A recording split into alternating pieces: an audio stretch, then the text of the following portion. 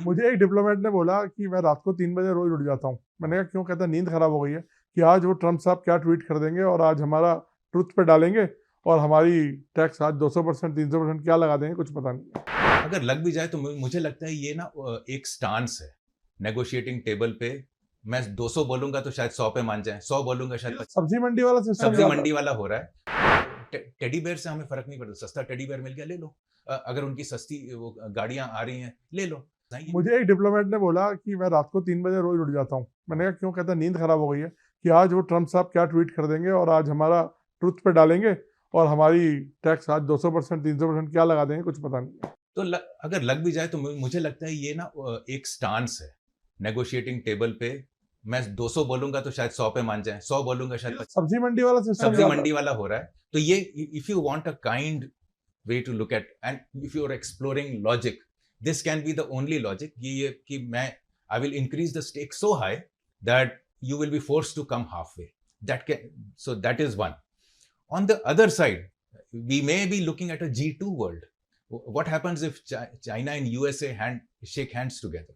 So and China no longer becomes an adversary, but they work together. For instance, on critical minerals, rare earths, technologies. But don't you think this looks far-flung? Very far-flung, but I'm just giving you hypothetical imaginations. Finally, a lot of people are saying that because US is behaving in the manner it is, we should now run to China. Please calm down. We need to fix that part first. China has to become less adversarial. And do you think China is a fool? Can't it see the kind of problems that India in? It will squeeze India. And we should not be jumping into China's arena. I don't think so. That's happening. As a ricochet. If there is a relationship of equality, that's good. But if China is going to continue to harass India on the borders, if it's going to continue to support Pakistani terror, if it is going to support Pakistani defense, and India expects that we should move to China, be warned, this will be very dangerous. But do you see this happening?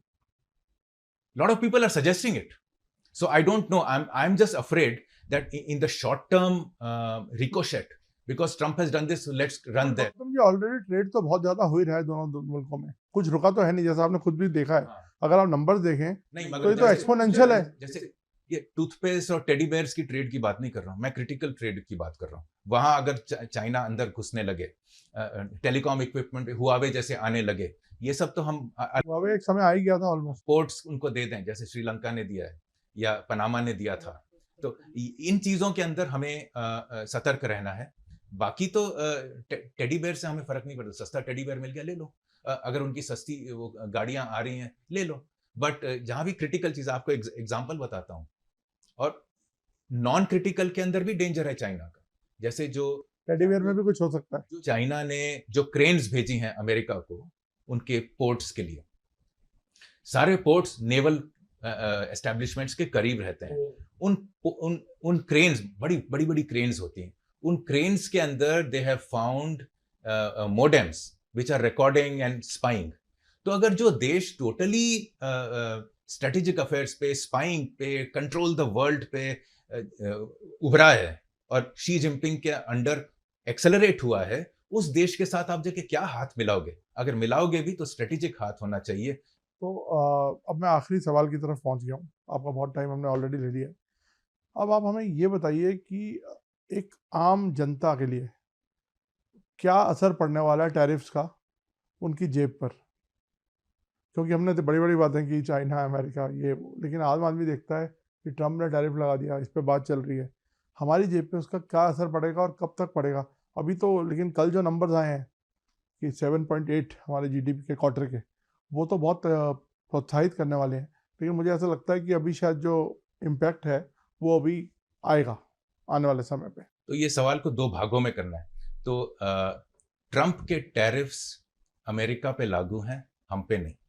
तो हमें कोई फर्क नहीं पड़ने वाला है। मगर उन टैरिफ्स के कारण अगर बिजनेसेस पे इम्पैक्ट पड़ा तो नौकरियों पे खतरा हो सकता है, मार्केट्स पे खतरा हो सकता है, हमारे एक्सपोर्ट्स को खतरा हो सकता है। डायरेक्टली जो चीज मैं 100 रुपए की खरीद रहा हूँ मेरे को अंतर नहीं पड़ेगा, जो मैं 100 की ही खरीदूं, जो अमेरिकन 100 रुपए में खरीद रहा है वो अब 150 देगा। तो टैरिफ्स का प्राइस इंपैक्ट अमेरिका पे पड़ेगा। अमेरिका के ऊपर अगले 3 या 4 महीनों के अंदर इन्फ्लेशन बढ़ेगा। इन्फ्लेशन हर डेमोक्रेसी के लीडरों का सबसे बड़ा दुश्मन है। वो पॉलिटिक्स कोई फाइट नहीं कर सकता और वो अमेरिका में आते इनएविटेबल है। दूसरी तरफ इन्फ्लेशन बढ़ रहा है और वो ट्रम्प फोर्स कर रहा है कि इंटरेस्ट रेट्स घट जाएं। इससे बड़ी डेंजरस चीज है ही नहीं। कैसे सर? कि अगर पैसा सस्ता हो गया, ज्यादा पैसा आ गया मार्केट के अंदर, वो इन्फ्लेशन को और बढ़ाएगा। तो एक तरफ से आपने टैरिफ्स बढ़ाए, दूसरी तरफ से आपने ईज ऑफ मॉनिटरी ईजिंग कर दी, तो more money in the system. तो जो 100 रुपए की चीज थी, जो 150 रुपए में आप भारत से आज खरीद रहे हो, वो 200 की होने में भी कोई समय नहीं लगेगा, क्योंकि same amount of money is pursuing, more money is pursuing the same goods. So वहां पे इंपैक्ट होगा। यहाँ पे हमें अपने रोजगार, अपने एसएमई सेक्टर, अपने फार्मर्स, अपने टेक्सटाइल्स, अपने जेम्स एंड ज्वेलरी के स्मॉल एंटरप्रेन्योर्स की तरफ ध्यान देना है। हमारे डे टू डे खरीदारी में इस पे फर्क नहीं पड़ने वाला। आखिरी एक पॉइंट और बताना चाहता हूं मैं।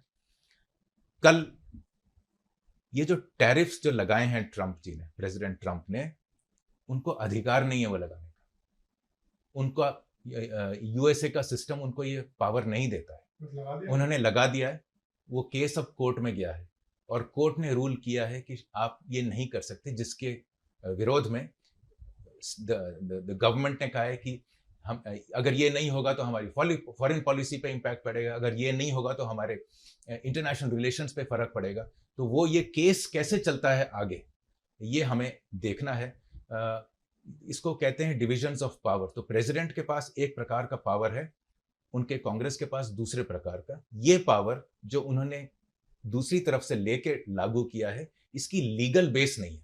सवाल अब ये है कि जो अमेरिका के डेमोक्रेटिक इंस्टीट्यूशंस हैं, जुडिशरी इन दिस केस, जो उनके डेमोक्रेटिक इंस्टीट्यूशंस हैं, क्या वो रूल ऑफ लॉ का अमन करेंगे, या जैसे इंटरनेशनल रूल्स बेस्ड ऑर्डर को तोड़ा गया है, उनकी अंदरूनी डेमोक्रेसी पे भी इसका प्रहार होगा। ये देखना। मैं एक जाते जाते बस एक छोटा सा आपसे एक आर्ग्यूमेंट एक डिप्लोमेट ने किया था, जब उनसे वो ऑफ रिकॉर्ड बात कर रहे थे। उन्होंने कहा था कि अमेरिका कुछ भी कर ले, जैसा आपने बोला ना, वो फैक्ट्रीज लगा ले, वो अपने लोगों को एम्प्लॉयमेंट दे, लेकिन फिर भी हिंदुस्तान से सस्ता प्रोडक्ट नहीं बना सकता, चाइना से सस्ता प्रोडक्ट नहीं बना सकता। तो वो भी एक फैक्टर है क्या कि अमेरिका में वो सस्ती फैक्ट्रीज नहीं चला सकते? नहीं चला सकते। एक तो या वहां पे भी एक रिफॉर्म होगा? पर प्रयास तो किया है। वो भी डीरेगुलेशन की बात कर रहे हैं। भारत ने भी 2 कमिटीज बिठाई हैं, कल ही बिठाई हैं 2 कमिटीज डीरेगुलेशन पे। यूरोप डीरेगुलेशन की बात, तो deregulation, ease of doing business वहां भी हो रहा है, लेकिन वहां स्ट्रक्चरल इश्यूज हैं उनके पास। अब वो बहुत ऊंचे चले गए हैं। तो ये नीचे जो प्रोडक्ट्स जो बनते हैं, छोटे मोटे टूथब्रश, टूथपेस्ट, इसको बनाने वाले लोग नहीं। आपको एक और दुख भरा एक वो बताता हूँ, उन्होंने एग्जाम्पल देता हूँ। जो स्टाफ है उनका, मैक्सिकन स्टाफ, उनको तो निकाल दिया है। उसके कारण जो ओल्ड होम्स में जो अमेरिकन बूढ़े जो हैं, उनको केयर करने के लिए कोई बचा नहीं, क्योंकि ये काम अमेरिकन करना नहीं चाहते। जो करते थे उनको वो रहने देना नहीं चाहते। तो इनका अब क्या होने जा रहा है, ये पॉलिटिकली कैसे आगे बढ़ेगा या घटेगा, या इसको कैसे दबाया जाएगा, या इसकी सुनवाई होगी, ये देखना। रोबोट्स अभी तक तो आए हैं नहीं। तो ये जो पूरे नर्सिंग स्टाफ, उनका ओल्ड होम्स का स्टाफ, अगर वहां से उनको आप निकाल रहे हो फॉर राइट और फॉर रॉन्ग, इलीगल है तो निकाल दो वगैरह, लेकिन ये काम कौन करेगा? तो ये भी एक उनको अमेरिका पे समस्या है। तो 3 समस्याएं हैं। पहली इन्फ्लेशन की, वो निश्चित है। दूसरी रीस्ट्रक्चरिंग की, क्या वो बनवा सकते, America first, made in America कर पाएंगे? मेरा विचार है नहीं। और तीसरी, जो काम कर रहे हैं उनको आप निकाल रहे हो, तो काम करने वाले कहाँ हैं? आपका देश कैसे आगे चलेगा? Thank you so much sir, thank you for talking to us.